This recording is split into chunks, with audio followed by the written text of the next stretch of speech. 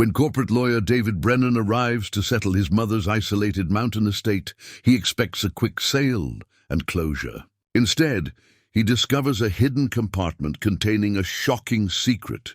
His mother lived an entire life under a false identity.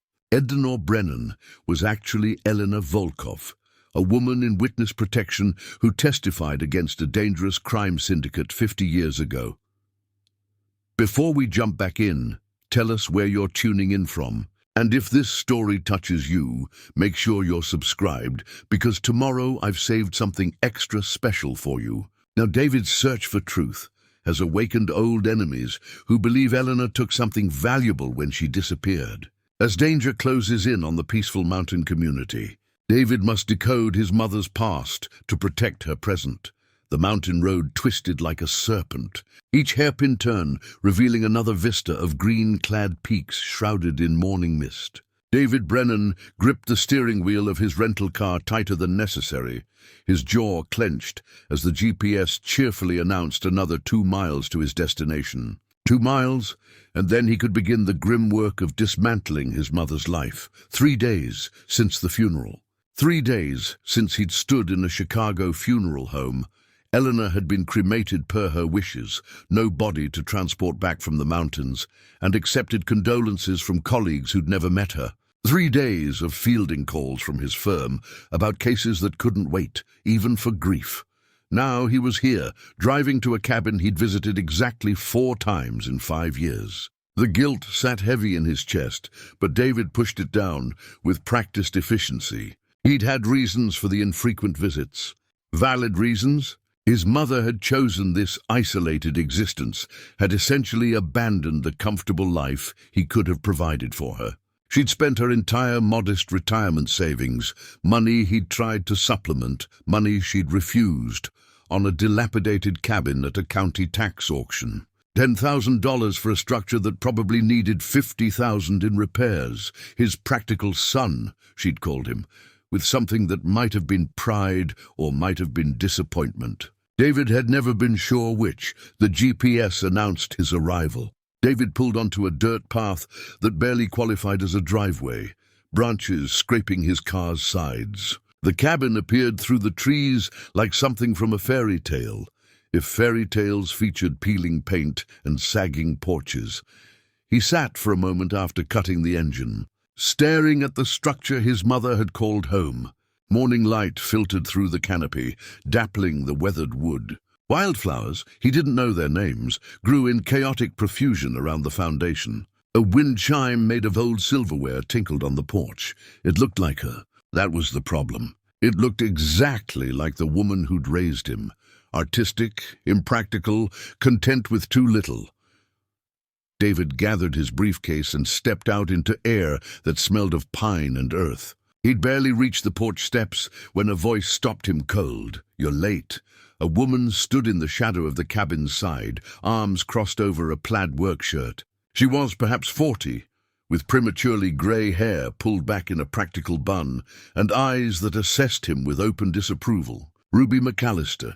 He remembered her from the funeral, though they hadn't spoken. His mother's friend. The one who'd found the body. "I came as soon as I could arrange time away from work," David said, his lawyer voice automatically activating, professional, controlled, revealing nothing. 3 days.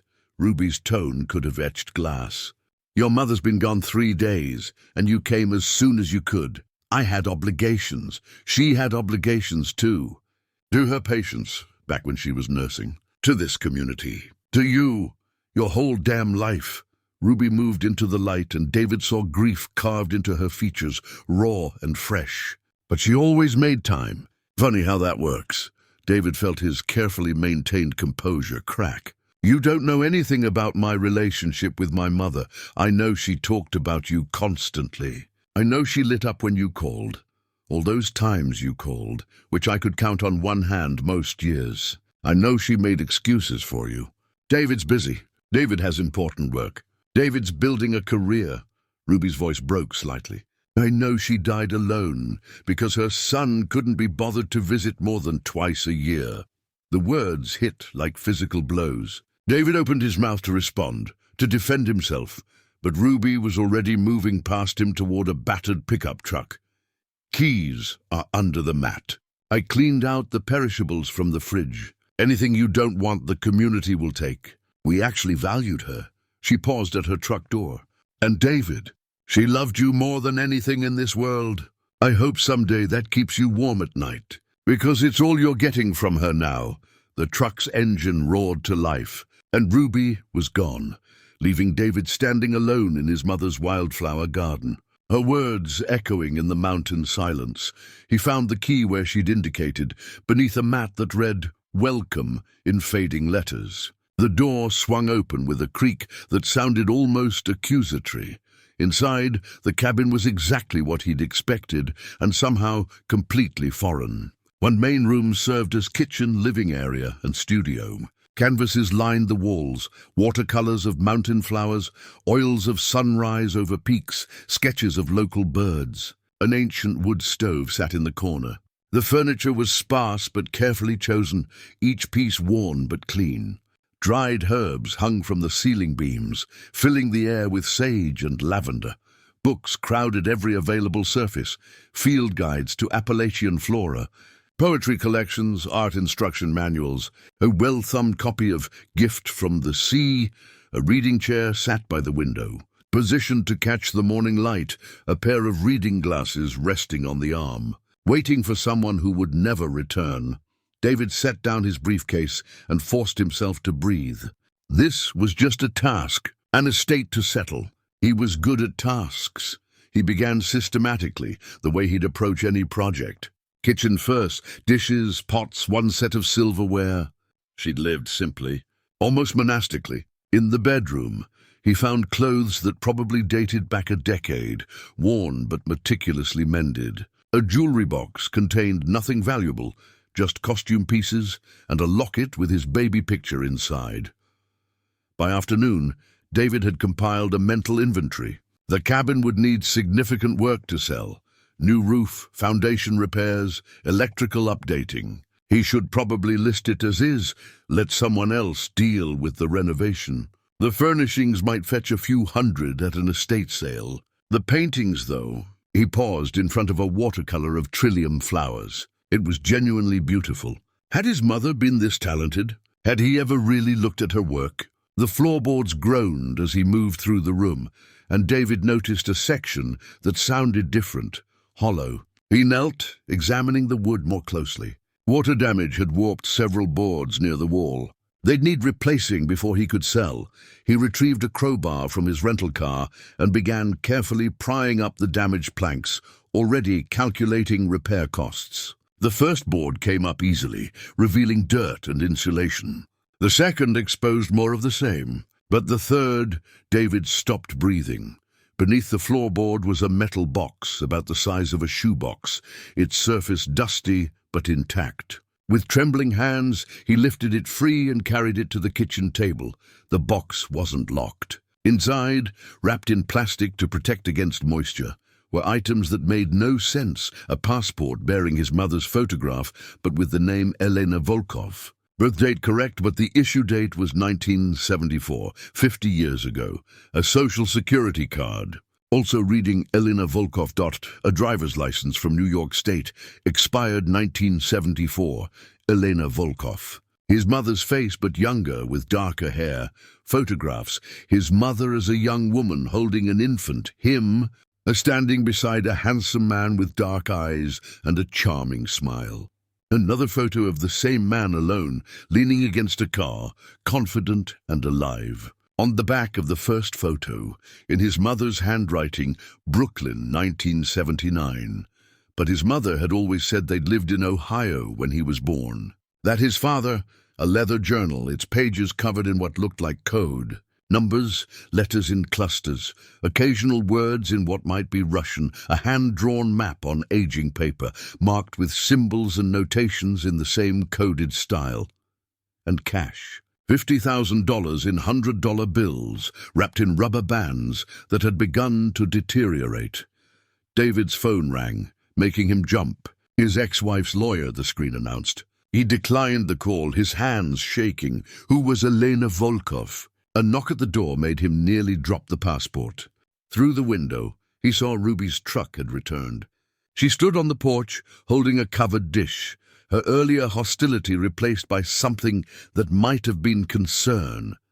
David hastily shoved everything back into the box and pushed it under the table. He opened the door. "Brought you dinner," Ruby said, not quite meeting his eyes. "I was harsh earlier." "Eleanor wouldn't have wanted that." "Thank you." David took the casserole dish, warm through his hands. "I appreciate it." Ruby glanced past him into the cabin, and her expression shifted. "You're bleeding." David looked down. A splinter from the floorboards had opened a gash on his palm, blood dripping onto the worn wooden floor. He hadn't even felt it. "I was checking the floor. Structural damage." The lie came easily, lawyer smooth, but Ruby's eyes had found the exposed floorboards, the crowbar lying nearby, and David saw understanding dawn on her face. "What did you find?" "Nothing. Just damage that needs—" "David." Ruby stepped inside uninvited, closing the door behind her. Her voice was softer now, but firm. "Your mother was my friend. My best friend, if I'm honest. And we all knew she had secrets, things she didn't talk about. We respected that because everyone's entitled to their past." She paused. "But if you found something that's got you looking like you've seen a ghost, maybe it's something you shouldn't be handling alone."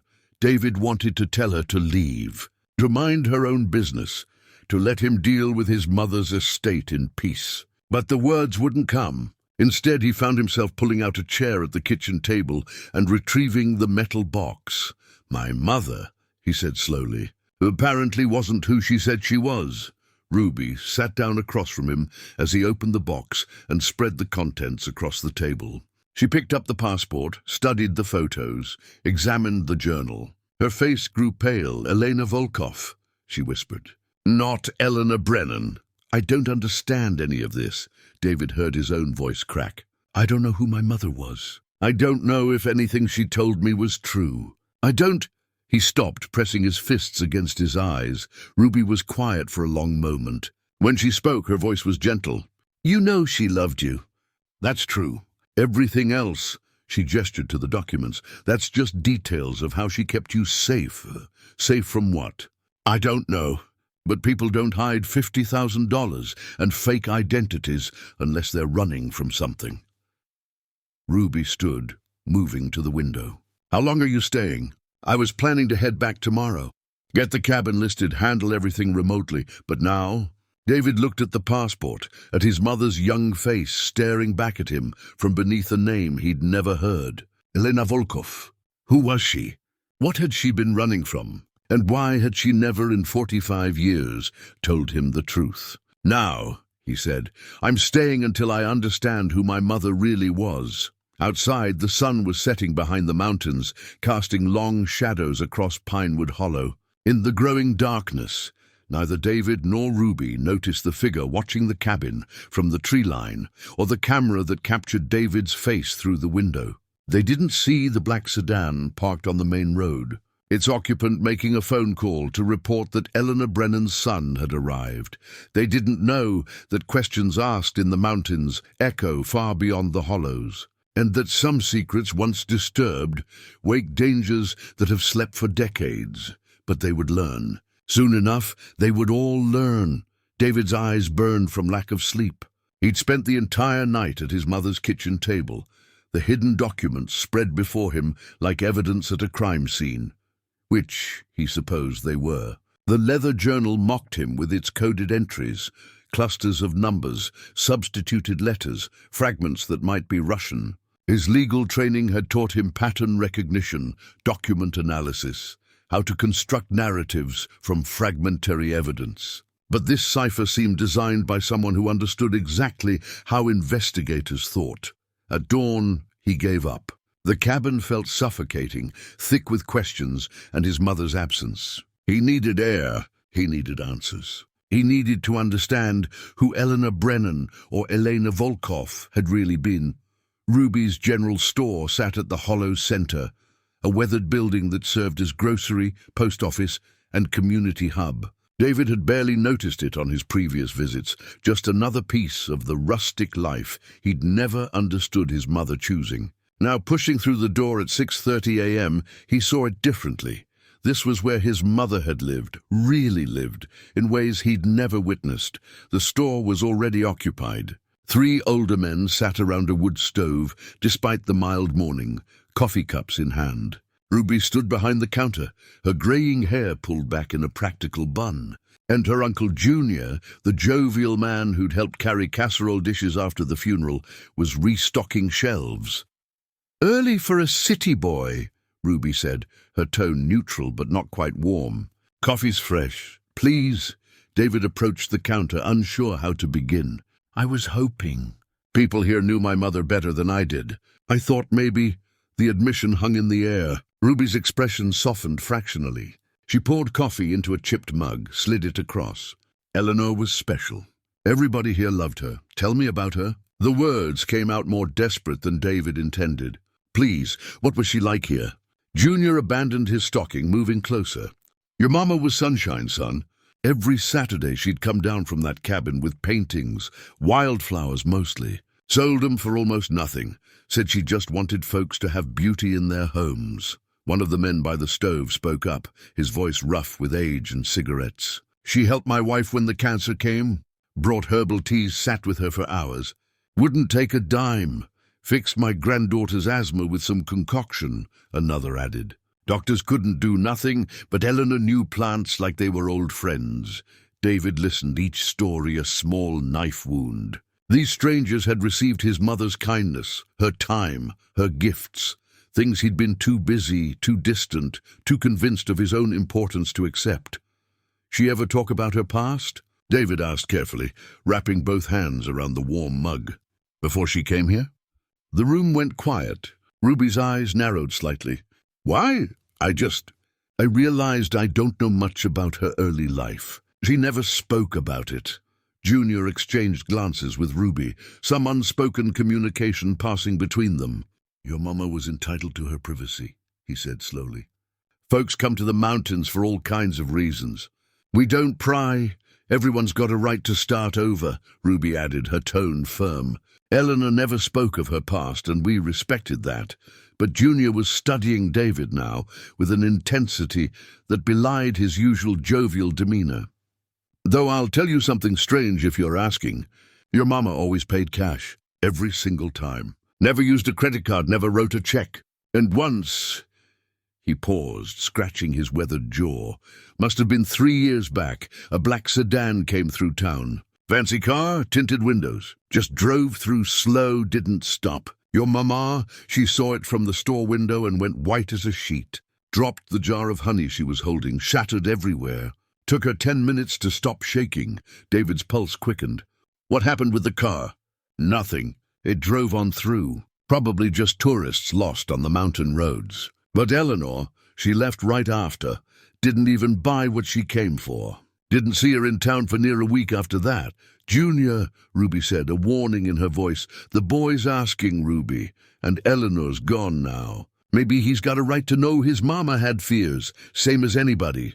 David pulled out his phone, thumbs moving quickly across the screen. "Did she ever mention the name Volkov? Or talk about New York? Brooklyn?" Ruby crossed her arms. "What's this about, David?" "I found some things. In the cabin.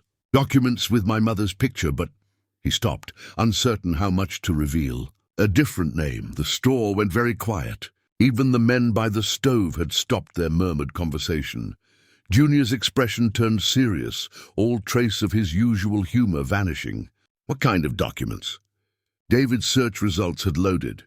He stared at his phone screen, at the newspaper archives from 1974. Accountant's widow testifies against Morozov crime family. There was a grainy photograph of a young woman with dark hair, her face partially obscured, but David would know those eyes anywhere. "His mother's eyes, the kind that make me think," David said slowly, "that my mother wasn't who she said she was." Ruby came around the counter, her earlier hostility replaced by concern. "Show me." David handed her the phone. She read in silence, her lips pressed into a thin line. Junior looked over her shoulder, and David watched both their faces pale. "Sweet Jesus," Junior whispered. "Your mama was in witness protection." One of the men by the stove stood abruptly. "Ruby, you need to hear this. Yesterday, over in Asheville, a man was asking questions about an elderly artist who lived in these mountains. Described Eleanor to a T. The mug slipped from David's hand, coffee splashing across the worn wooden floor. No one moved to clean it. What kind of man? Ruby's voice was sharp, city type, expensive suit. "My nephew works at the motel. Said the guy paid cash for a week, wouldn't give a credit card." David felt his stomach drop. "I shouldn't have searched her name online. If someone's been looking for her, if they have alerts set up, you led them here," Junior finished, his military bearings suddenly visible beneath his folksy charm. "How long since you searched?" "Last night. Maybe 10 hours ago." Ruby was already moving, locking the store's front door, flipping the sign to closed. "Junior, get Tommy Rourke. David, you need to tell us everything you found. And then we need to figure out how to protect this community. Because if someone's coming for answers about Eleanor, they're coming to a place where everybody loved her." "We should call the police," David said. "Telling and preparing this story took us a lot of time. So if you are enjoying it, subscribe to our channel. It means a lot to us. Now back to the story." "And tell them what?" Ruby's eyes flashed. "That we think maybe someone might be looking for a dead woman who maybe had a secret past. Mountain folk handle their own problems, David." Through the store window, David saw a teenage girl with long brown hair walking past. Beth, Ruby's daughter, who tearfully asked for one of his mother's paintings. She waved cheerfully, oblivious to the tension inside. Junior saw David's gaze. "We protect our own," he said quietly. "Your mama was ours, which makes you ours too, whether you like it or not. Now talk. Tell us everything." David looked at the photo on his phone. Young Elena with an infant, standing beside a handsome man with dark eyes. On the back, in his mother's handwriting, Anton, Elena and David, Brooklyn, 1979. He took a breath and began to talk, his carefully constructed life unraveling with every word. The afternoon sun slanted through the cabin windows as David sat surrounded by printouts. His laptop open to archive newspaper articles from 1974. Ruby had returned to the store after making him promise to stay inside, to not draw attention. Now he was alone with his mother's secrets, and the deeper he dug, the more his world tilted on its axis. Morozov organization crumbles after widow's testimony. The headline stared back at him from a yellowed PDF. The article detailed how Elena Volkov, widow of Anton Volkov, a low-level accountant murdered by his own employers, had provided devastating testimony about the Morozov crime family's operations. Money laundering, extortion, connections to murders. She'd been the key witness that sent 7 men to prison, including the organization's leadership. David clicked through to another article, this one with a clearer photo of his mother. She was 24 years old, leaving a courthouse with federal marshals on either side, her face set with determination and fear. In her arms, wrapped in a blue blanket, was an infant, him. He'd always been told his father died in a car accident when David was 6 months old. A tragic story, but simple, clean. Not this, not murdered by gangsters for stealing from his own criminal employers. David's hands shook as he returned to the journal, applying what he'd learned. If the entries were in Russian and English, substituted, he pulled up a Cyrillic alphabet chart and began matching patterns. After an hour, a single entry emerged from the code, March 15th, 1980. David took his first steps today. "I wanted to call Mama to share this joy, but Elena Volkov has no mother. Eleanor Brennan's mother is dead, died before I was born," the story says. "I have given my son a gift, a normal life, a safe life, a life where he never looks over his shoulder. But the cost is that I can share nothing with anyone. I am so alone. But he is safe. That must be enough. It has to be enough." David's vision blurred. He swiped at his eyes angrily, but more tears came. His mother had been isolated, terrified, alone, and she'd chosen that. Chosen it for him. Another entry from years later, June 3rd, 1995. David graduated high school today. Top of his class, accepted to Northwestern. He doesn't understand why I cry. He thinks I'm proud, I am, but I'm also mourning. Anton should be here. My parents should be here. David should have grandparents, aunts, uncles. Instead, he has me, Eleanor Brennan, a woman who doesn't exist, with a past I can never share. He's embarrassed by my emotion. He doesn't know I'm crying for all the people who should love him, but can never know him. A knock at the door made David jump. Through the window, he saw an older man he didn't recognize, tall, gaunt, with white hair and an expression that was difficult to read. David approached cautiously, opening the door just a crack. David Brennan. The man's voice was rough, like he didn't use it often. Who's asking? Tommy Rourke. I live up the mountain. I knew your mother. He paused, his pale eyes studying David intently. I knew Elena. David's breath caught. Come in. Tommy entered slowly, moving like a man much older than his approximately 70 years. He looked around the cabin, with something like nostalgia crossing his weathered features. You found her box, Tommy said. It wasn't a question.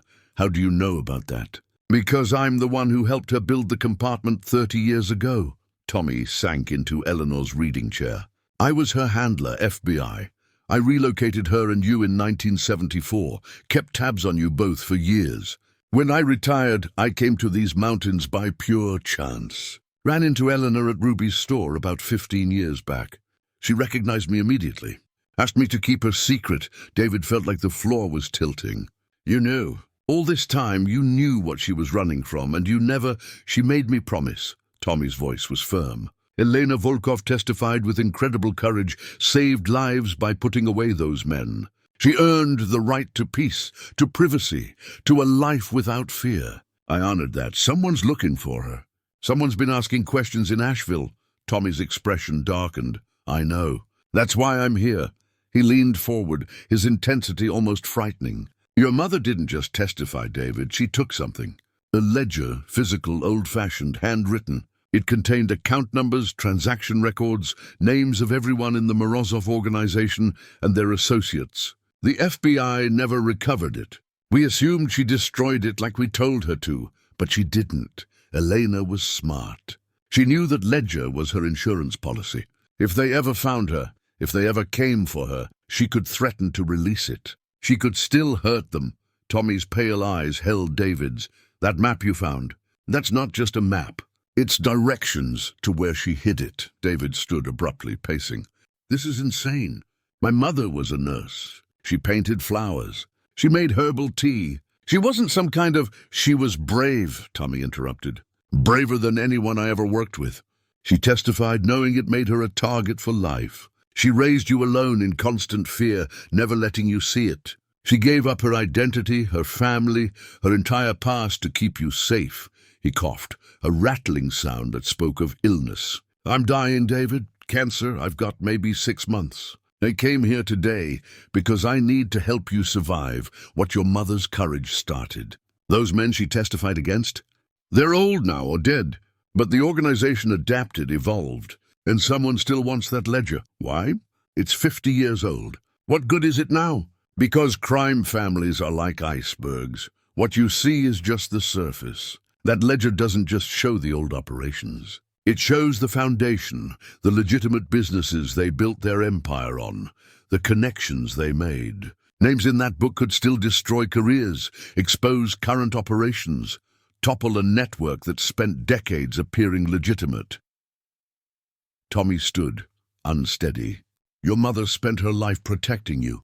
Now I'm going to help you finish what she started. But we need to find that ledger before whoever's looking for it finds us. Through the window, David saw a car he didn't recognize moving slowly down the mountain road. A black sedan with tinted windows. Tommy saw it too.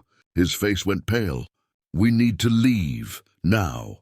But the car had already stopped. Beth McAllister had always been good at noticing things. Her mother called it being nosy. Beth preferred to think of it as being observant. So when the man in the expensive suit started taking photographs of Ruby's general store from across the street, Pretending to be a tourist, Beth noticed. She was supposed to be at school. But her last period was study hall, and everyone knew Mr. Patterson didn't take attendance. Instead, Beth had come to the store to see if her mother needed help. That's when she saw him. Maybe 50, well-dressed, with a camera that cost more than Beth's entire art supply budget for the year. He wasn't photographing the store for its rustic charm. He was photographing the people going in and out. Beth had loved Eleanor Brennan like a grandmother. Eleanor had taught her to really see light, to capture the essence of a flower rather than just its shape. She'd spent hours in that cabin learning, talking, dreaming about art school, while Eleanor encouraged her with a fierce certainty that Beth's mother, practical, worried Ruby, couldn't quite manage. If someone was asking questions about Eleanor, Beth wanted to know why. She followed him. Not obviously. Beth had spent her whole life in these mountains and knew how to move quietly. The man got into a black sedan and drove to the Mountain View Motel, 15 miles down the winding road toward Asheville. Beth waited outside for 20 minutes before calling her best friend, Taylor, whose older brother worked the motel desk. "I need a favor," Beth said when Taylor answered. "Can Caleb tell you who's in room 12? Black sedan, out-of-state plates?" 10 minutes later, Taylor called back. "Caleb says the guy paid cash for a week. Gave a name, but it's obviously fake. John Smith. He's been asking questions about artists in the area, especially old ladies who paint flowers." Beth's stomach clenched. "Thanks. Don't tell anyone, okay?" She photographed the sedan's license plate, then drove back to Pinewood Hollow with her mind racing. She needed to tell her mother, to warn David Brennan, to do something. But first, she needed to understand what was happening. David's phone buzzed with a call from an unknown number. He normally wouldn't answer, but given everything happening, he picked up. David Brennan. A woman's voice, professional and calm. "Who is this?" "Special Agent Iris Chen, FBI. I need to meet with you immediately regarding your mother, Eleanor Brennan." Real name, Elena Volkov. David's grip tightened on the phone. Tommy was watching him intently from across the room, the black sedan still visible outside, its occupant apparently just sitting there. "How do I know you're really FBI?" "You don't, which is why I'm going to suggest we meet at Ruby's general store in 1 hour. Public place, witnesses. Bring Tommy Rourke if he's with you. I know he'll recognize me from his bureau days." She paused. "Mr. Brennan, your mother was a protected witness who failed to check in 3 weeks ago. When I investigated, I discovered she'd passed away. I also discovered that someone has been running searches on Elena Volkov from your location. You've made yourself visible to people who've spent decades looking for your mother. There's someone outside my mother's cabin right now." "I know." "Stay inside. I'm 20 minutes away. Do not engage, do not run, just wait for me." The line went dead. Tommy was already moving to the window, his movement surprisingly quick for a sick old man. "That sedan's not moving. They're watching. The FBI agent said not to engage." Smart advice. Tommy moved away from the window. "But we should be ready to run if we need to." The wait was excruciating. David kept glancing at the clock, at the sedan, at his phone. 15 minutes passed. Then 20.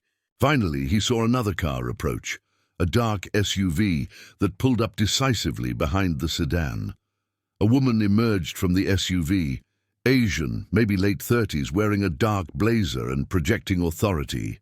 She approached the sedan and knocked on the window. After a brief exchange, the sedan started and drove away. The woman walked to the cabin door and knocked. Special Agent Chen. David called through the door. "Yes, Tommy, you in there?" Tommy opened the door. "Iris, didn't expect to see you again. Wish it were under better circumstances." She stepped inside, showing her credentials to David. "We have a problem." "Just one?" David said, hearing the hysteria in his own voice. Iris wasn't smiling. Elena Volkov's testimony put away members of a crime organization that's adapted and survived. When she died, there should have been a quiet note in our files and nothing more. But 2 weeks ago, someone started running database searches on her name. Old searches, going through archives that most people wouldn't know existed. Then 3 days ago, someone searched from this location. That was me. I was trying to understand who my mother was. I know. And you tripped alarms that people have been monitoring for decades. Iris pulled out her tablet, showing him surveillance images. This man, she indicated someone in one of the photos, is Marcus Webb. He was a lieutenant in the Morozov organization. One of the few who wasn't convicted because Elena's testimony couldn't directly connect him to specific crimes. He spent the last 40-plus years looking for her. Why? What does he want? The same thing we want. The ledger your mother took. It's still evidence in an ongoing investigation, Mr. Brennan. If it exists, we need to recover it, Tommy spoke up. And if Marcus finds it first? Then a lot of people could be in danger. That ledger contains information that could expose current operations, implicate people in positions of power. Marcus believes recovering it would rehabilitate him with what's left of the organization. Iris looked between them. I've requested backup, but it'll be hours before they arrive. In the meantime, I need you to tell me everything you know. A truck pulled up outside, Ruby's, driving fast. She burst through the door without knocking, Beth close behind her. Junior just called, Ruby said breathlessly. He's been watching the town. There are 2 more strangers, asking questions, taking pictures. They're mapping the area, David. They're preparing for something. Beth stepped forward, holding out her phone. I followed one of them to the motel. Got his license plate. Beth. Ruby's voice was sharp with fear. I was careful, Mom. Eleanor was my friend too. Iris took Beth's phone, quickly running the plate.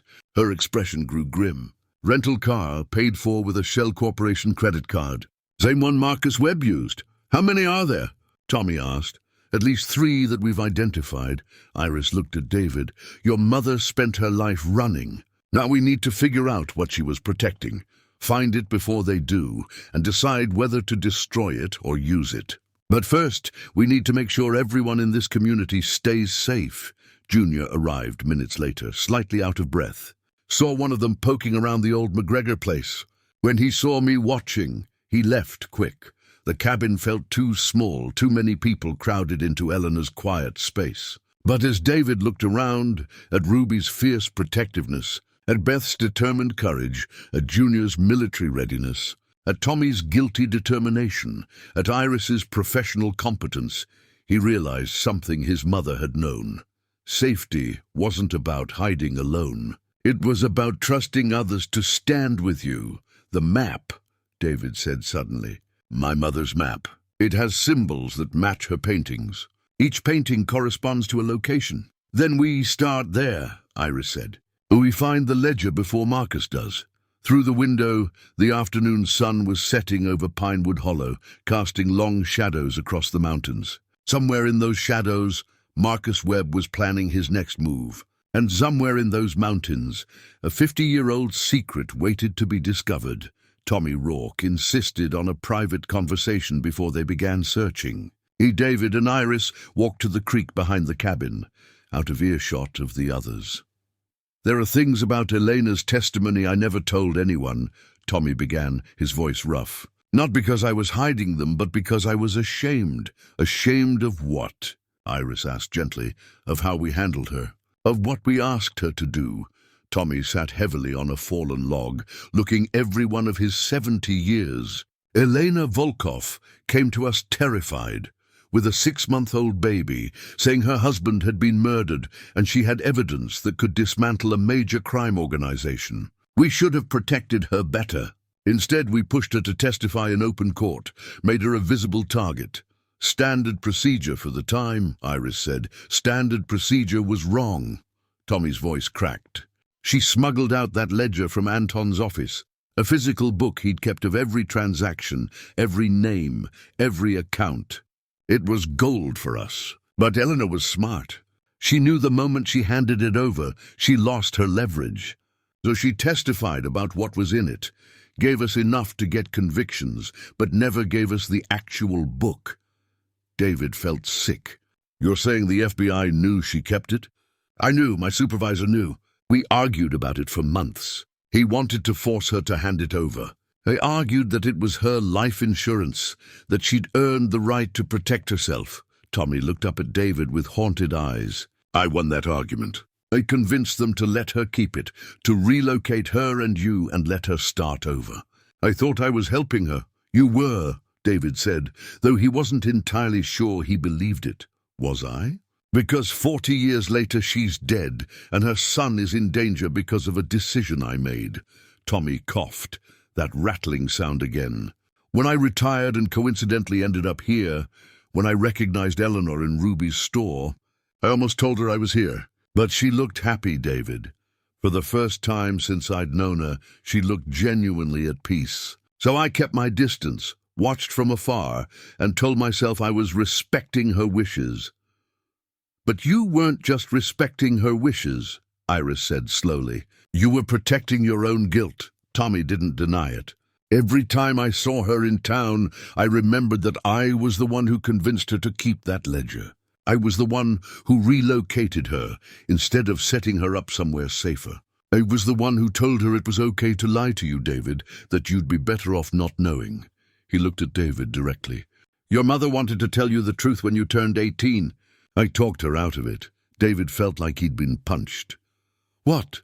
She called me, said she wanted to sit you down and explain everything. You were heading to college, becoming an adult. She thought you deserved to know who you really were, where you came from. Tommy's voice dropped. I told her it would only burden you, that the best gift she could give you was a normal life. She listened to me. She always listened to me, trusted my judgment even when she shouldn't have. Why are you telling me this now? David asked, anger rising in his throat. Because I'm dying, and I'm done with secrets. Tommy stood, unsteady but determined. I have 6 months, maybe less. I need to spend whatever time I have left fixing the mistakes I made. That means helping you find that ledger, helping you decide what to do with it, and keeping you alive while we do it. He turned to Iris. You'll want to know about the organization's current operations. I've kept tabs over the years, unofficial retirement project. I know things the Bureau doesn't. Iris's eyes sharpened. You've been conducting unauthorized surveillance. Call it what you want. The point is, the Morozov organization isn't what it was, but it's adapted. They've got connections in legitimate businesses now, in local government, in places that Ledger could expose. Marcus Webb isn't just a relic. He's connected to the current power structure. If he gets that ledger, people will die. They walked back to the cabin in heavy silence. Ruby and Junior had made coffee. Beth was sketching nervously in a notebook. Everyone looked up when they entered. Tommy has information, Iris said, about the organization, about the ledger, about what we're really up against.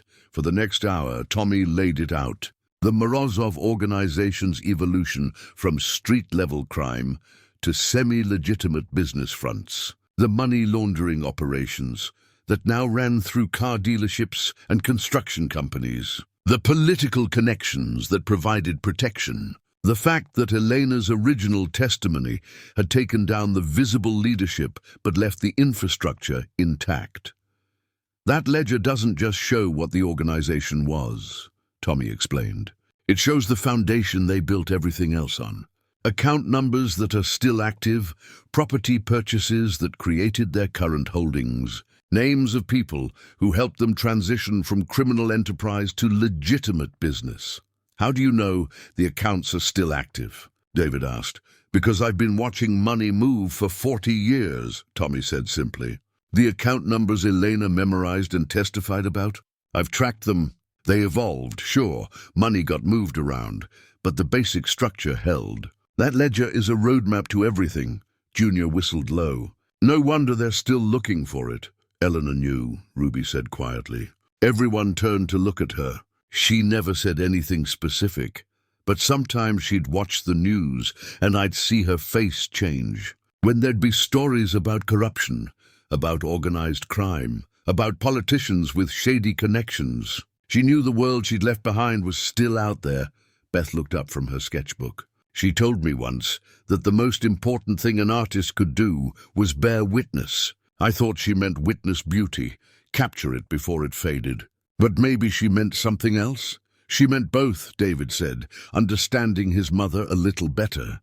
She witnessed beauty every day in these mountains. But she also witnessed corruption and chose to testify against it. To bear witness to the truth no matter the cost. Poetic, Junior said. But right now we need to figure out how to keep you all alive while we search for this ledger. Iris nodded. I've got backup coming, but it's going to be at least 12 hours. We need a plan. The map, David said again, spreading it on the table. These symbols. This one looks like a trillium flower. Mom painted those constantly. This one might be Queen Anne's lace. And this, he pointed to a specific marking, looks like a cluster of forget-me-nots. Beth leaned in. Eleanor took me to a place once, deep in the woods. She called it her truth place. Said it was where she went when she needed to remember who she really was. There were forget-me-nots everywhere, growing wild around this massive oak tree. Can you find it again? Iris asked. I think so. It's maybe 2 miles up the mountain, off any trails. Tommy studied the map. If Elena chose that place, it's because it was isolated, but also somewhere she could access regularly without suspicion. Everyone knew she went into the woods to paint and collect herbs, so we searched there, David said. At dawn, when we'll have light but before Marcus and his people are likely to be active. That's 12 hours away, Junior pointed out. What do we do until then? We prepare, Iris said. And we take turns on watch. If Marcus moves before dawn, we need to know, Ruby stood. Beth and I will go home, pack supplies. David, you'll need better shoes for mountain hiking. Junior, check your gear. If this goes bad, your military training might be the only thing between us and them. Ruby, David started, but she held up a hand. Eleanor was my best friend. These mountains are my home. I'm not sitting this out. Her voice softened slightly. Besides, she'd want me watching over you. You're all she talked about, David. Everything she did was for you. As plans solidified and people dispersed to prepare, David found himself alone with his mother's paintings. He studied them with new eyes, seeing not just pretty watercolors, but a coded language, a map to secrets. A woman's attempt to hide something vital while leaving clues for someone who knew how to look. I'm sorry, Mom, he whispered to the empty room. I'm sorry I didn't visit more. I'm sorry I didn't see you. But I see you now. And I'm going to finish what you started. Outside, night fell over Pinewood Hollow. In the darkness, Marcus Webb studied his own map, compiled from decades of searching, from hints and rumors and careful surveillance. He was close. After 40 years, he was finally close. And tomorrow, when the lawyer and his mountain friends went searching, Marcus would be watching. Dawn broke cold and clear over the mountains. David hadn't slept, spending the night alternating between watch shifts and reading more of his mother's decoded journal entries. Each entry revealed more of her isolation, her sacrifice, her unwavering determination to protect him. April 22, 1992. David called today. 5 minutes talking about his classes, his plans. He sounded so adult, so confident. He has no idea that every time the phone rings, my heart stops. That I check the caller ID 3 times before answering. That I have an escape bag packed in the closet ready to run if I ever have to. He has no idea, and that's how it should be. That's what I've given him, the gift of not being afraid. Ruby arrived at 5:30 a.m. with thermoses of coffee and a determined expression. Beth was with her, dressed for hiking. Junior came 10 minutes later, and David noticed he was carrying, discreetly but definitely carrying. I have a permit, Junior said before anyone could comment. And 40 years ago, I learned it's better to have it, and not need it than need it and not have it. Tommy looked worse than yesterday, his face grey with pain, but he refused to stay behind. I've come this far. I'll see it through. Iris had been up all night coordinating with her FBI colleagues. Backup's still 6 hours out, she reported. Local law enforcement's been briefed, but they're not equipped for this level of operation. We're on our own. Story of mountain life, Ruby said dryly. Come on. Beth knows the way. They left the cabin in single file, Beth leading, followed by Ruby, then David with Iris, Tommy, and Junior bringing up the rear. The morning air smelled of pine and rich earth. Birds were beginning their dawn chorus. It would have been beautiful if David weren't acutely aware they were being watched. "Junior," Iris said quietly, "you see them? 2 o'clock, maybe half a mile back. They're not being subtle. They don't need to be. They know where we're going." Iris's voice was tense. "They're letting us lead them to it." Beth stopped at a fork in the barely visible trail. "We go off path here. Stay close. It's easy to get lost." They pushed through thick underbrush, branches catching at clothes, the ground uneven beneath their feet. David's city shoes, even the hiking boots Ruby had loaned him, felt inadequate. His mother had walked these paths regularly alone in her 70s. Had she been checking on the ledger, making sure it was still safe? After 40 minutes of difficult hiking, Beth stopped at a massive oak tree, its trunk scarred by age and weather. Around its base, forget-me-nots grew in profusion, their tiny blue flowers creating a carpet of color. "This is it," Beth said. Eleanor's truth place. The clearing was small, peaceful, surrounded by ancient trees. David could imagine his mother here, painting, thinking, perhaps remembering who she'd been before she became Eleanor Brennan. "Spread out," Iris said. "Look for anything that might indicate a hiding place. Disturbed earth, unusual rock formations, anything that seems deliberately placed." They searched systematically, but the clearing yielded nothing obvious. David pulled out his mother's map, studying the symbols again. The forget-me-not marking was here, but there were other notations, numbers, what might be directional indicators. "Wait," Tommy said, studying the oak tree itself. Elena was smart. She wouldn't bury something that could be damaged by water or animals. She'd hide it above ground, somewhere protected. David approached the tree, running his hands over the bark. On the north side, about 5 feet up, he felt something different. The bark was loose, carefully cut and replaced. His hands trembling, he pried it away. Behind it was a hollow in the trunk, and inside that hollow, wrapped in multiple layers of waterproof material, was a leather-bound ledger. "I found it," David breathed. Everyone gathered around as he carefully extracted the package. It was surprisingly heavy, the leather old but well preserved. David unwrapped the outer layers, and there it was, a ledger from the 1970s, its pages covered in neat handwriting. Account numbers, dates, names, amounts, decades of criminal transactions, meticulously recorded. Iris's hands shook slightly as she photographed several pages.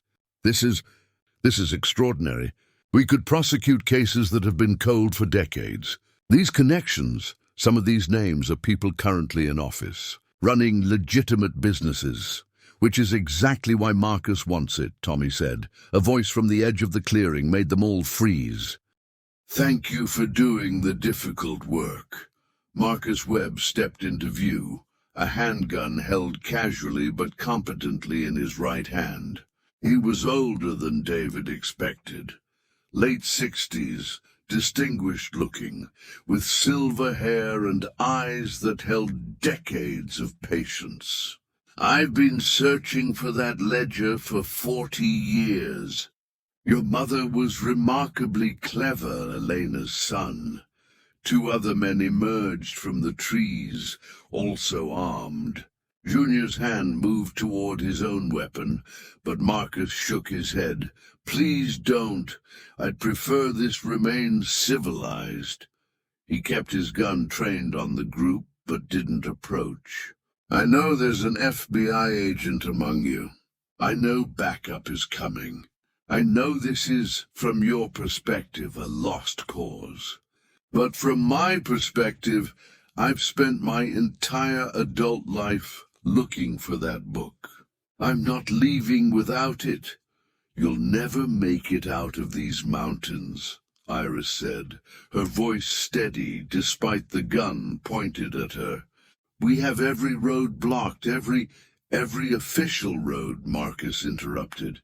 "I've been preparing for this for years. I know these mountains better than you think. I'll be gone before your backup arrives." He extended his free hand toward David. "The ledger, please. I'd rather not hurt anyone." David clutched the book to his chest. This is what his mother had protected for 40 years. This is what she'd sacrificed everything for. He couldn't just hand it over. "My mother died keeping this from you," David said. "Your mother died of a heart attack at 72 after 5 peaceful years in a place she loved," Marcus replied. "She won that game, Mr. Brennan. She got to live her life. She got to watch you grow up. She got to paint her flowers and make her teas and be part of a community. She won. This," he gestured to the ledger, "is just the epilogue. The epilogue where you destroy evidence and people go free." Iris challenged. Marcus's expression didn't change. "The epilogue where a very old man completes the mission he was given when he was young. The epilogue where I restore my name within an organization that wrote me off as a failure. That ledger is my redemption. It's not yours," a new voice said. Everyone turned. A woman stood at another entrance to the clearing, and unlike Marcus's casual stance, her weapon was raised and her intention was clear. She was perhaps 50, elegant despite the hiking clothes, with dark hair and eyes that held deep sadness and deeper anger. "Vera," Marcus said, his voice changing, less confident, more wary. "This doesn't concern you. It concerns me deeply, Marcus. That ledger destroyed my family. My father died in prison. My brothers were killed. My mother," her voice caught, "my mother never recovered. And you want to use it for rehabilitation, for redemption?" Vera Morozov moved fully into the clearing, and Marcus's associates shifted nervously. Clearly, she outranked him. "Stand down, Marcus. This is over. After 40 years, you're just gonna walk away." Marcus's gun wavered slightly. "No, I'm going to do what I came here to do." Vera looked at David, her expression complex. "I want to understand. I want to know why Elena Volkov destroyed everything I loved. And you—" She gestured to David with her free hand. "You're going to help me understand." The standoff in the clearing held for a long moment, everyone armed, everyone uncertain. Then David did something no one expected. He sat down on the ground, still holding the ledger, and looked up at Vera Morozov. "I can't tell you why my mother did what she did," he said quietly, "but I can show you." He opened his backpack and pulled out the journal, the photographs, the letters his mother had written but never sent. She left these. Her words, her truth. If you want to understand her, read them. Vera's gun lowered slightly, confusion crossing her face. "What? You want answers?" "They're here. My mother's entire story, in her own hand. I've been decoding it for days." David's voice was steady, though his heart pounded. "Read it, then decide if you still want that ledger." Marcus made a noise of protest, but Vera silenced him with a look. She approached cautiously, taking the journal from David's outstretched hand. Her associates kept their weapons trained on the group, but Vera holstered her own gun and sat on a fallen log. Opening the journal, the clearing fell silent except for the sound of pages turning, of Vera's breathing, occasionally of a sharp intake of breath as she read. David had marked key passages, and she found them easily. After 20 minutes, she spoke without looking up. She was terrified. "Yes," David said, "your father, Anton, he was kind to her at first. She loved him. Vera's voice was distant. Yes, when she discovered what he did, what my family did, she tried to leave. But she had a baby, you. She had no money, no family support. She was trapped. Vera looked up, her eyes wet, like my mother was trapped. When our family fell apart, when my father went to prison, my mother had 3 children and no way to support us. She was trapped by my father's choices, just like your mother was trapped by your father's. Ruby, still watching the armed men warily, spoke up. Eleanor told me once that the hardest choices are the ones where every option hurts someone. She said courage isn't choosing between good and evil. It's choosing between different kinds of pain. Vera returned to the journal, reading more. The clearing remained tense, but something had shifted. Marcus's impatience was visible, his gun hand twitching. But he didn't move against Vera's implicit command to wait. Finally, Vera closed the journal and sat in silence, staring at the forget-me-nots carpeting the ground. When she spoke, her voice was thick with emotion. She didn't want to destroy my family. She wanted to save her son. Vera looked at David. Everything she did, every choice she made, was about protecting you. Just like my mother's choices were about protecting us. 2 women, 2 families, both trying to survive the same poisonous legacy. Ms. Morozov, Iris began, but Vera held up a hand. I came here for revenge. For understanding, yes, but also for revenge. I spent 30 years building a legitimate business empire from the ruins my father left, and I told myself it was about honor, about family legacy. But really? She laughed bitterly. Really? I was still that 16-year-old girl, watching federal marshals take her father away, watching her family crumble, watching her mother cry herself to sleep every night. I blamed Elena Volkov for all of it.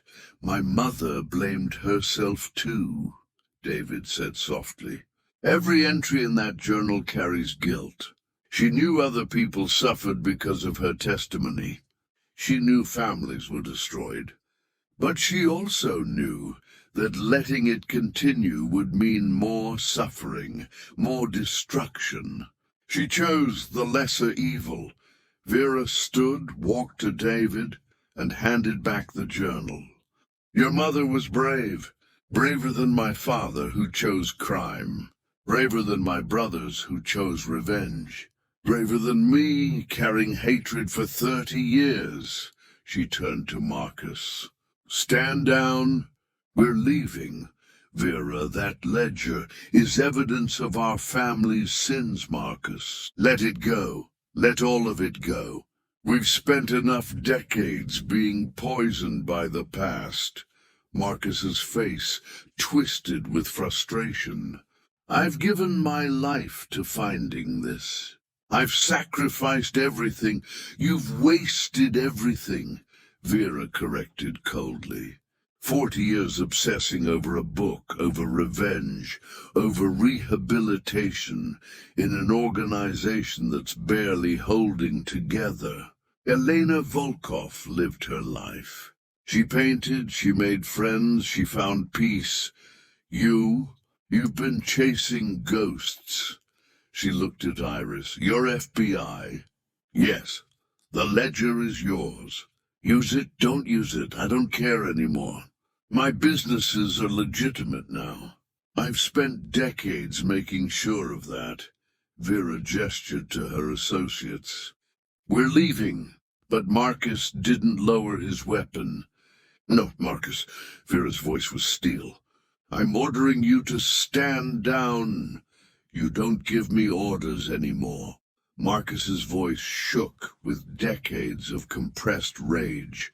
I've served this organization since I was 20 years old. I've killed for it. I've sacrificed for it.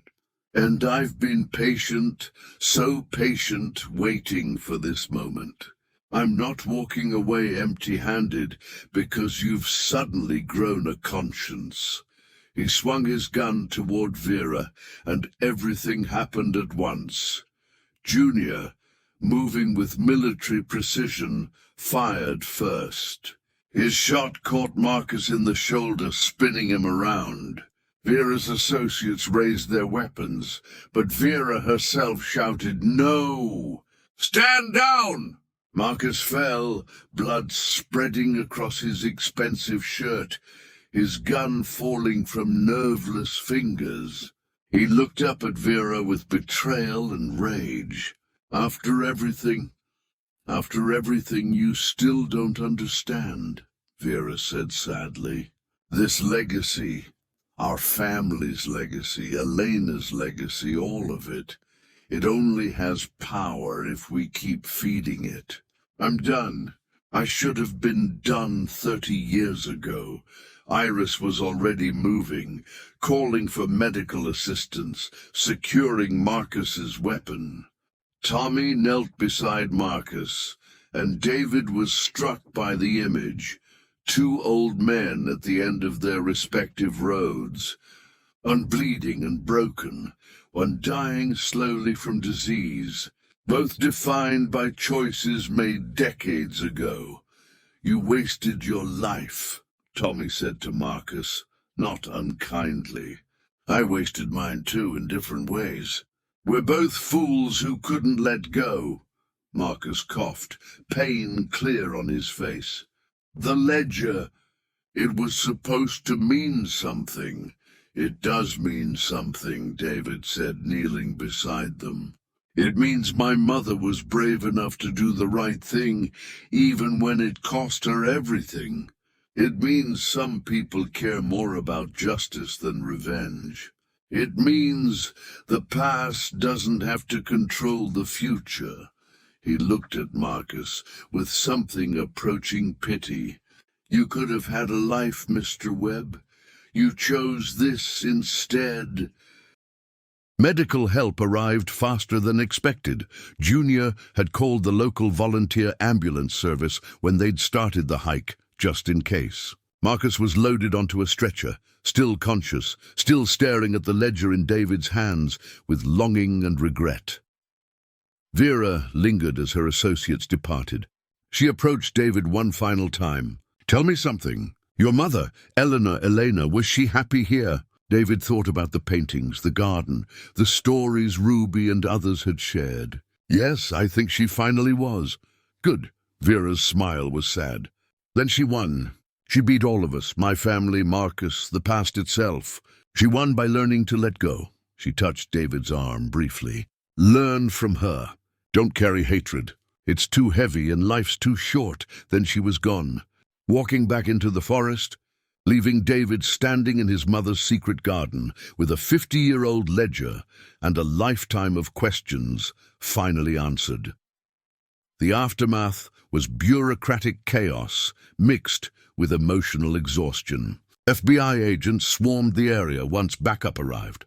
Statements were taken, evidence was logged, and the ledger officially became property of the federal government. Marcus Webb survived his wound and would face charges for assault and attempted robbery of federal evidence. Vera Morozov's involvement was noted, but lacking evidence of actual criminal intent.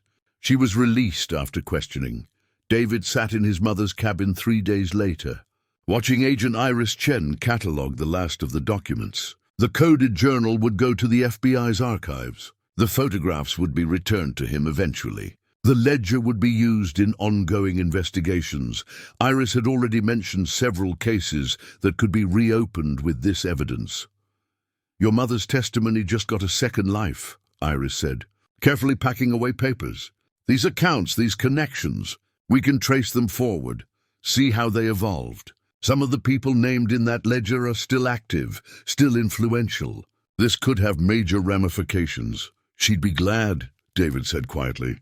She wanted it to mean something. Iris paused in her work. Can I tell you something? Off the record? Sure. My mother was in witness protection when I was a kid. Different case, different circumstances, but the same fear, the same isolation. She never told me the truth until I was an adult and had joined the bureau myself. Iris's expression was soft with old pain.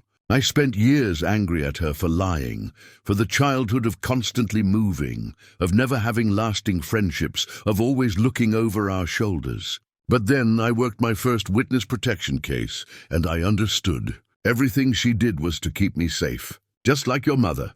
Do you regret that she waited so long to tell you? Sometimes. But mostly, I'm grateful I got to be a kid, to not carry that fear. Iris looked at David directly. Your mother gave you a gift. She carried all the weight so you didn't have to. That's love in its purest form. After Iris left, Ruby came by with dinner, actual dinner this time, not just a casserole for obligation. She and David ate in comfortable silence, watching the sun set through the cabin windows. You staying? Ruby asked eventually. I don't know. I took leave from my firm, but I can't stay indefinitely. Can't or won't. David smiled slightly. You're very direct. Mountain life. We don't have time for city politeness. But Ruby's tone was gentle. Your mama loved this place, David. Loved these people. There's a life here if you want it. Different from Chicago, but maybe that's not a bad thing. I barely knew her, David said, the old guilt rising. I visited 4 times in 5 years. What right do I have to her community, her place?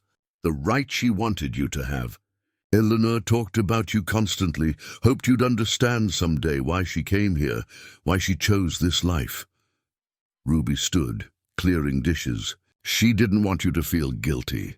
She wanted you to feel free, free to choose your own path, free from her past, free to be whoever you wanted to be. That was the whole point of everything she did.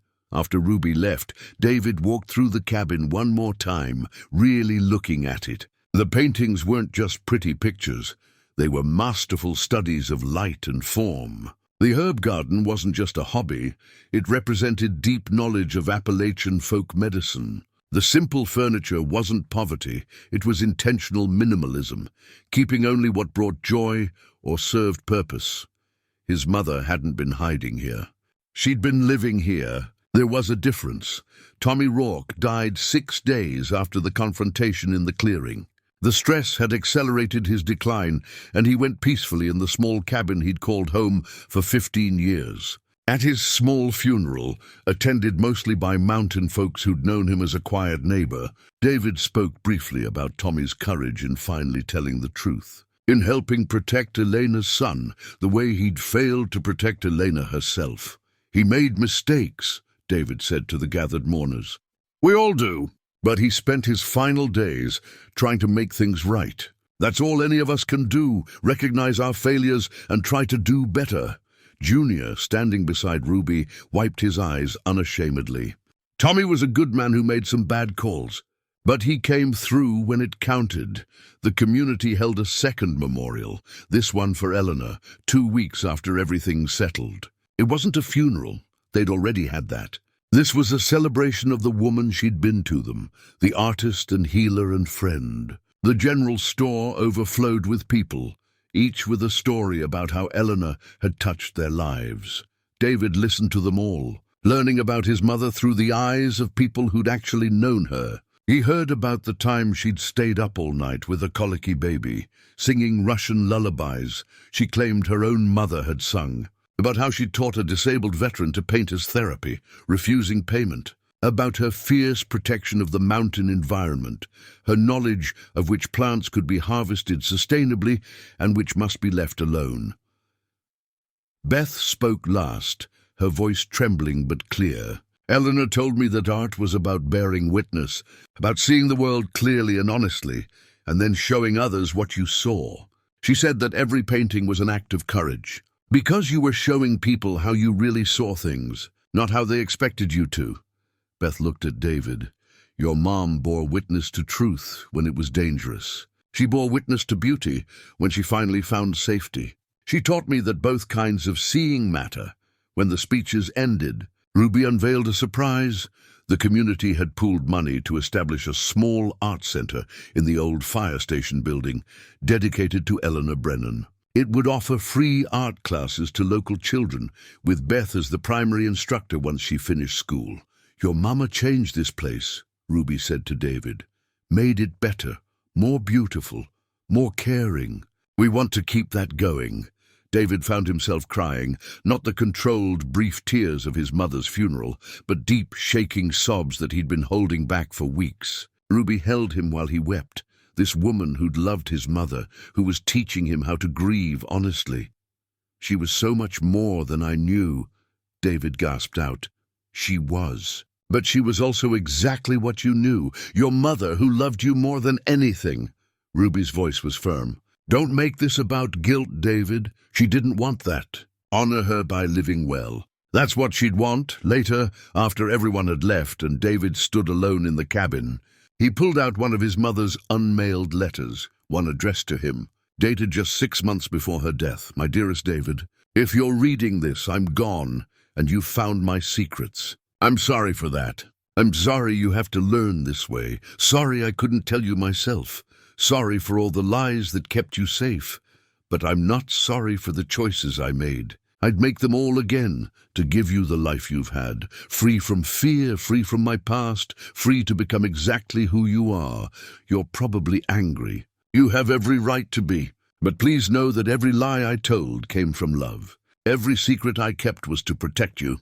Every time I said I was fine when you called, when I told you not to visit so often, when I claimed I was happy alone, those were all truths mixed with lies. I was fine because you were safe. I didn't need visits because I had your freedom. I was happy alone because my solitude bought your normal life. I hope you'll understand someday. I hope you'll forgive me. But more than anything, I hope you'll live, really live, David, not just work and obligations and shoulds. Live with courage and joy and connection. Paint your own life the way I painted these mountains, seeing clearly, choosing carefully, creating something beautiful from what you're given. I love you. I loved you from the moment you were born. Every choice I made, every sacrifice, every lonely night, worth it. You were worth everything. Live well, my son. That's all I ever wanted." Your mother, Eleanor David, folded the letter carefully and placed it back in its envelope. Outside, night had fallen over Pinewood Hollow. The mountains stood dark against a sky full of stars. His mother had found peace here, in these hills, among these people. She'd found herself, both versions of herself, and made them whole. Could he do the same? The question hung in the mountain air, unanswered but no longer frightening. For the first time since his mother's death, David felt not grief but possibility, not guilt but gratitude, not loss but hope. Tomorrow he'd decide about Chicago, about his career, about what came next. But tonight he simply sat in his mother's cabin, surrounded by her paintings and her presence, and let himself feel everything he'd been too controlled, too careful, too afraid to feel. He let himself finally, truly grieve, and in that grief he found the beginning of healing. 3 months had passed since the confrontation in the secret garden, and spring had transformed Pinewood Hollow into something almost ethereal. Wildflowers bloomed in impossible profusion, trillium and bloodroot in the shaded areas, wild geranium and fire pink catching the sunlight, and everywhere, scattered like blue confetti, forget-me-nots. David stood on the cabin's newly repaired porch, coffee in hand, watching the morning mist burn off the mountains. He'd extended his leave from the Chicago firm twice, and last week he'd made it permanent. The resignation letter had been surprisingly easy to write. Ruby's truck rumbled up the drive, and she emerged with Beth, both carrying supplies for the day's work. The cabin renovation was nearly complete. New roof, reinforced foundation, updated electrical. But David wasn't fixing it to sell anymore. He was fixing it to stay. "Morning," Ruby called, her tone warm in a way that would have been unimaginable 3 months ago. Their relationship had evolved slowly, carefully, from antagonism to alliance to friendship to something neither of them had quite named yet but both recognized. "Coffee's ready," David replied. And Ruby's smile suggested she appreciated more than just the beverage. Beth bounded up the steps, her arms full of canvas and paint supplies. "I thought we could work on the mural today. For the Art Center's opening next week, the Eleanor Brennan Community Arts Center had become a reality faster than anyone expected. David had contributed significantly, both money and time, helping convert the old fire station into a bright, welcoming space. Beth would teach there part-time while finishing her online art degree. And visiting artists from Asheville would offer workshops. "Your mama would be so proud," Ruby said softly. Looking at the sketches Beth spread across the porch table. The planned mural showed the mountains through 4 seasons, with wildflowers prominent in each panel. Inside the cabin, David had created something halfway between a gallery and a memorial. Eleanor's paintings covered the walls, each one labeled with the location where she'd painted it, and when David could determine it, the year. Her journals, the decoded portions, were being prepared for publication, with proceeds going to the Art Center. Iris Chen had helped arrange it, ensuring that Elena Volkov's story would inspire others who'd made difficult choices to protect their families. Junior arrived next, driving his battered pickup with Tommy Rourke's dog, an ancient beagle that David had inherited, riding shotgun. "Brought some hardware for those new shelves you wanted," Junior announced. "Also brought someone who's been asking about you."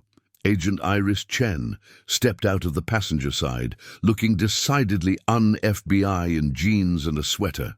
"Thought I'd check in," she said, "and deliver some news." They gathered in the cabin's main room, and Iris pulled out a folder. "The ledger is yielding results faster than we anticipated. 3 major arrests last month, including a state senator and 2 judges. The investigation is expanding." She looked at David. "Your mother's testimony, combined with that ledger, is dismantling criminal networks that have operated for 50 years. She's saving lives, David, even now. Any blowback?" Junior asked, his military caution still active. "Some threats, but nothing credible. Vera Morozov has been surprisingly helpful. She's provided testimony about her family's operations, helping us understand the organizational structure. I think your conversation in that clearing changed something for her." Ruby poured coffee for everyone. "What about Marcus Webb?" "Pleading guilty to multiple charges. He'll spend whatever time he has left in federal prison." Iris's expression was neutral, professional, but David caught a hint of pity. "He still asks about the ledger, still thinks somehow he could have redeemed himself if he'd recovered it.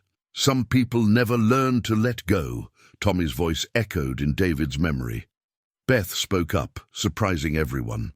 "I've been thinking about what Eleanor said about bearing witness, about how hard it is to see the truth and then show it to others."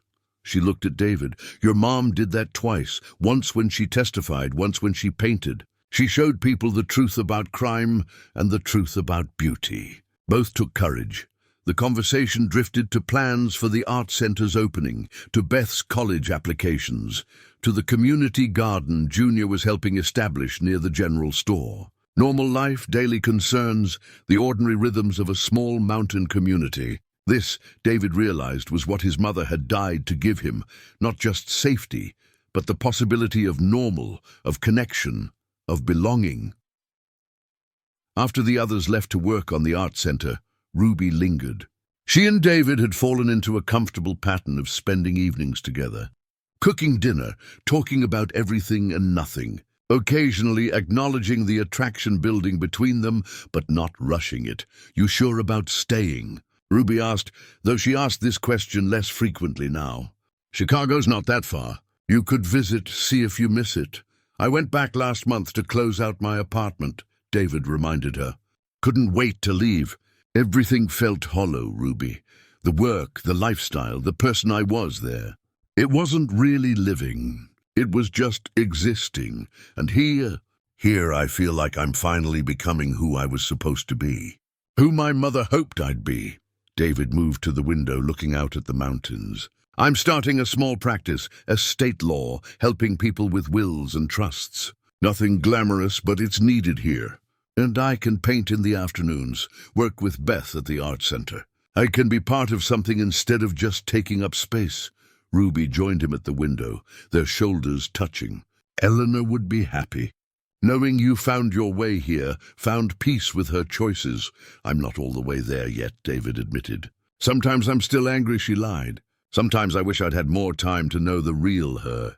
But I'm learning that maybe the real her was both versions, Elena and Eleanor, the brave witness and the mountain artist. She was complex and flawed and extraordinary, and she loved me enough to sacrifice everything. That's growth, Ruby said, and there was approval in her tone. That evening, David drove to the secret garden alone. He'd been visiting weekly, maintaining the clearing, ensuring the forget-me-nots thrived. He'd placed a simple stone marker near the oak tree. Elena Volkov, Eleanor Brennan, beloved mother. Artist, friend, she bore witness to truth and beauty, sitting in the clearing as twilight gathered. David pulled out his sketchbook, a recent purchase. Encouraged by Beth, his drawings were clumsy, unpracticed, but he was learning. Learning to see the way his mother had seen, to capture not just the shape of things, but their essence. He sketched the forget-me-nots, working carefully to show how the fading light caught their blue petals. As he drew, he talked to his mother the way he'd learned to do, sharing his day, his thoughts, his plans. I'm staying, Mum, making a life here, with your people, in your mountains. I think you'd approve. I hope you'd approve.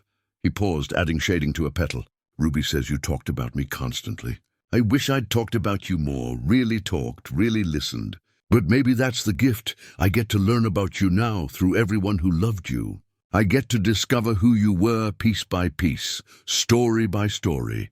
The mountains held their silence, but it felt companionable rather than lonely. David finished his sketch, dated it, and added it to his growing collection. Each one was getting slightly better, showing progress, growth, change. Walking back to the cabin in full darkness, using a flashlight to navigate the trail, David felt something he'd rarely experienced in his Chicago life. Contentment, not happiness exactly. The grief was still there, the regrets still surfaced, but a sense of rightness, of being where he belonged. The cabin lights glowed warm through the trees. Ruby's truck was parked in the drive. She'd mentioned maybe stopping by with dinner, and apparently she had. Through the window, he could see her moving around the kitchen, comfortable in his space in a way that suggested possibility, future hope. David paused before going inside, looking back at the dark mountains one final time. His mother had found peace here after decades of fear. She'd found herself, created art, built community, lived honestly even while carrying secrets. She'd shown him that life could be reconstructed, that identity was flexible, that courage was a daily practice rather than a single moment.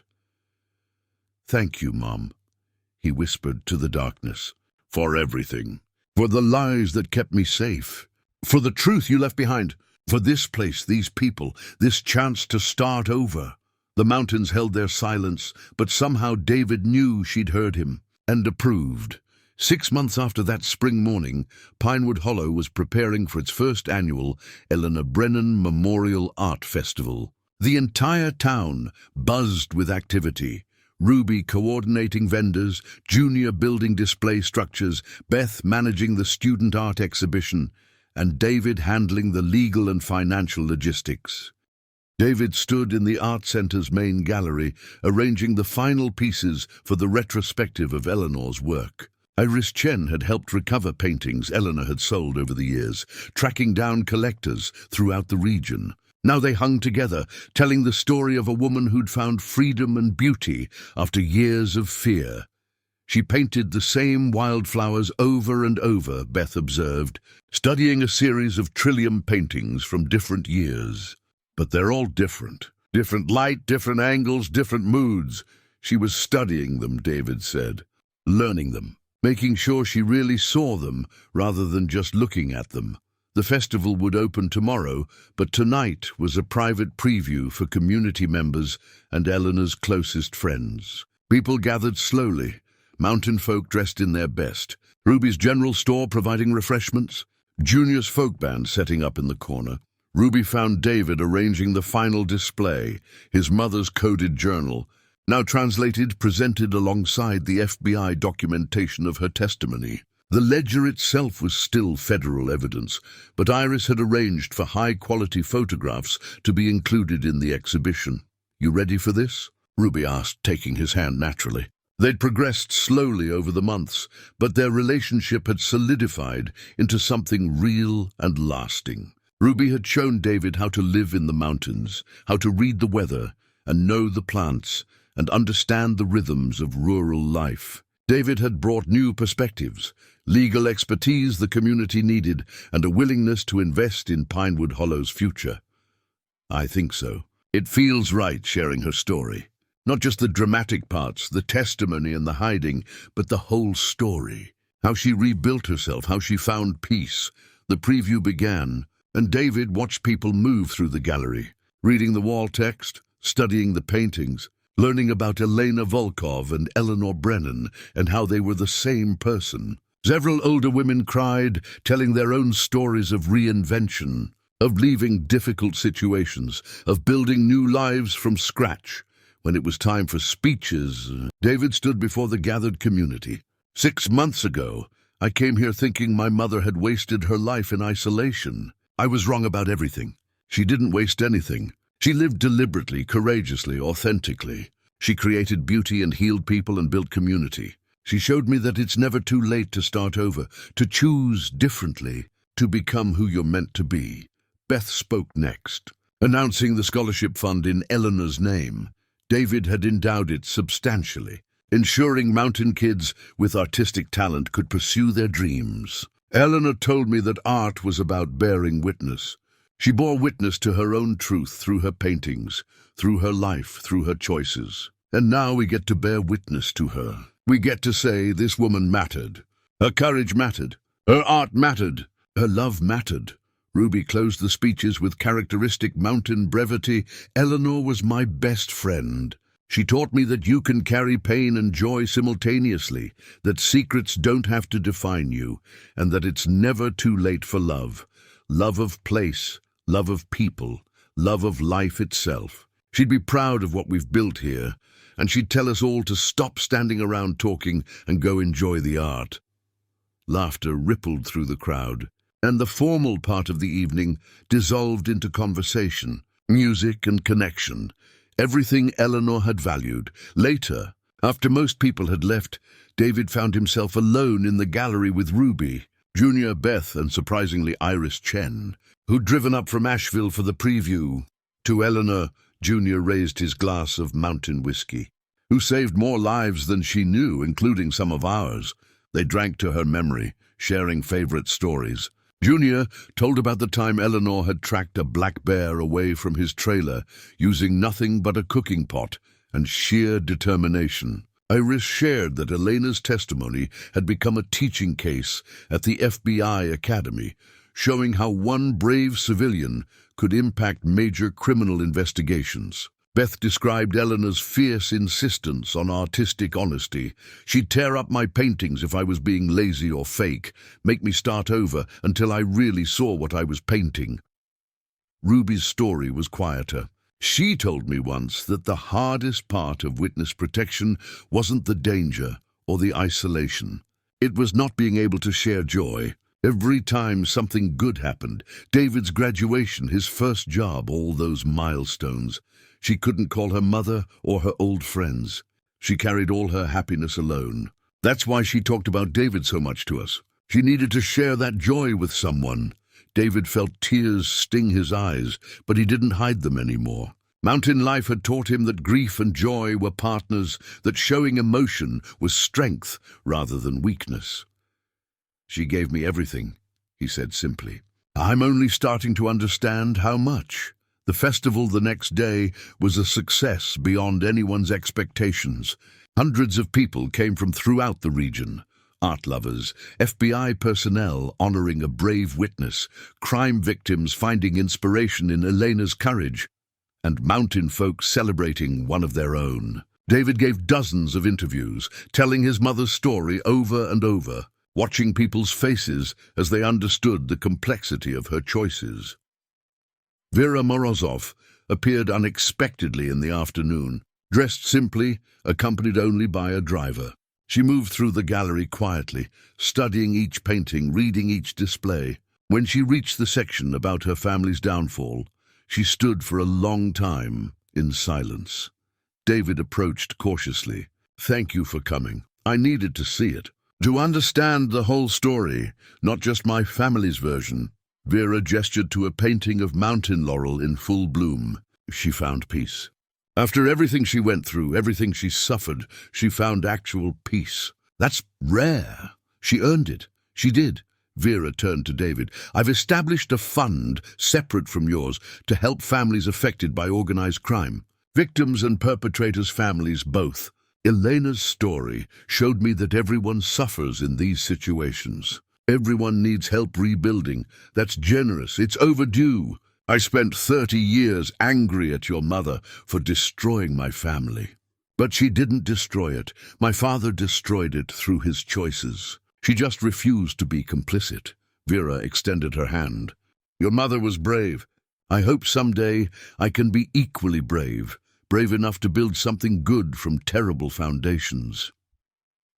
After Vera left, the festival continued into evening, with music and dancing and celebration. David found himself pulled into a traditional mountain dance, Ruby laughing as she tried to teach him the steps, Bethan Jr. adding commentary and encouragement. As the sun set behind the mountains, casting golden light across the festival grounds, David looked around at the community his mother had loved, the place she'd chosen, the life she'd built from fragments of a shattered past. She'd taken the worst thing that ever happened to her husband's murder, her forced testimony, her decades of fear, and transformed it into art, into healing, into beauty. That was her final lesson, David realized. Not just courage in the face of danger, but the deeper courage of continuing to live fully, to love openly, to create beauty even while carrying pain. She'd borne witness to darkness and refused to let it extinguish her light. The festival wound down as true night fell, but David lingered in the art center, walking through his mother's retrospective one last time. Each painting was a moment of attention, of presence, of choosing to see beauty despite everything. Each one was a small act of defiance against the fear she'd lived with, a declaration that she was more than her past, more than her secrets, more than her trauma. She was Elena and Eleanor both, the brave witness and the mountain artist, the terrified young mother and the peaceful old woman, the keeper of dangerous secrets and the teacher of young artists. She contained multitudes, and she'd shown David that he could too. Ruby appeared in the doorway. "Coming home?" Home. The word settled around David like a blessing. Not the Chicago apartment he'd sold, not the cabin alone, but this whole place, the mountains, the community, the life he was building day by day. "Yes," he said, taking her hand. "I'm coming home." They walked out together under a sky full of stars, the art center's lights glowing behind them. And David felt his mother's presence not as absence, but as legacy, in the paintings on the walls, in the community she'd loved, in the courage she'd modeled, in the life he was finally learning to live. Wildflowers would bloom again next spring in the secret garden, blue forget-me-nots carpeting the ground around the oak tree. David would visit them, would paint them, would remember. But he would also live forward, choosing connection over isolation, community over fear, love over protection. His mother had given him safety. Now he would give himself something equally precious, the courage to live fully, to love openly, to build something beautiful from what he'd been given. That was her final gift, and he would spend the rest of his life honoring it. Up next, we have 2 more incredible stories that are waiting for you. Just click the image you want to watch and it will take you there. If you enjoyed this video, make sure to subscribe. It would mean a lot.